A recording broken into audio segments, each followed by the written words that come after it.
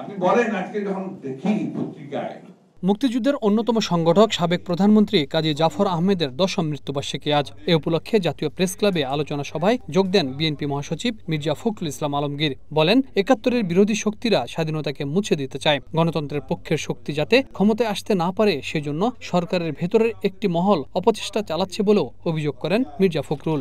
৭১-এর কথা আমরা ভুলি নাই, বলা সম্ভব না। অনেক প্রচেষ্টা চলছে এটাকে ভুলে যাওয়ার, কিন্তু সেটা বলা সম্ভব নয়। আমরা আমাদের চোখের সামনে দেখেছি আমাদের মা বোনদেরকে বেইজ্জতি করতে, আমাদের চোখের সামনে দেখেছি আমরা আমাদের ভাইদের গলা কেটে ফেলে দিতে, চোখের সামনে দেখেছি বাস থেকে নামিয়ে বাস পাই করে গুলি করে মেরে ফেলতে ৭১-এ। এবং যারা সেদিন সহযোগিতা করেছে তারাই আজকে বড় বড় কথা বলছে। আগামী সংসদ নির্বাচনকে বানচাল করার চেষ্টা হচ্ছে বলেও মন্তব্য করেন বিএনপির এই জ্যেষ্ঠ নেতা। বলেন, অভ্যুত্থানের পর সবকিছু ঠিক আছে ভাবলে ভুল হবে। সুযোগের অপেক্ষায় অনেকেই বসে আছে। দুর্ভাগ্যজনকভাবে আজকে কিছু সংখ্যক রাজনৈতিক মহল অত্যন্ত পরিকল্পিতভাবে নির্বাচনকে বানচাল করার জন্য, নির্বাচনকে ব্যাহত করার জন্য নিত্য নতুন দাবি তুলে তুলেছে।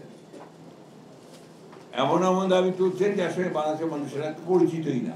মির্জা ফখরুল বলেন, অভ্যুত্থানের 3 মাস পরে নির্বাচনের দাবি করেছিল বিএনপি। তা নিয়ে অনেকেই কটাক্ষ করেছে, কিন্তু নির্বাচনের যৌক্তিকতার বিষয়টি এখন টের পাওয়া যাচ্ছে। আমি এখনো বলি যে সময় আছে, এখনো কাম টু ইউর সেন্সেস। অতি দ্রুত সংস্কার এগুলো কাজগুলোর জটিলতা বৃদ্ধি না করে শেষ করে ফেলেন। অতি দ্রুত নির্বাচনের ব্যবস্থা যেটা ঘোষণা দিয়েছেন সেটার চূড়ান্ত ব্যবস্থা নিন।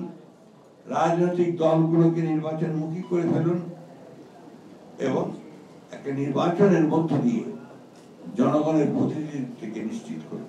অভ্যুত্থানের পর যে পরিবর্তন আশা করা হয়েছিল তা হয়নি জানিয়ে বলেন, দুর্নীতি আরো বেড়েছে। যেদিকে তাকাই দেখি আর বেশিরভাগ মানুষই আপনার নষ্ট হয়ে গেছে,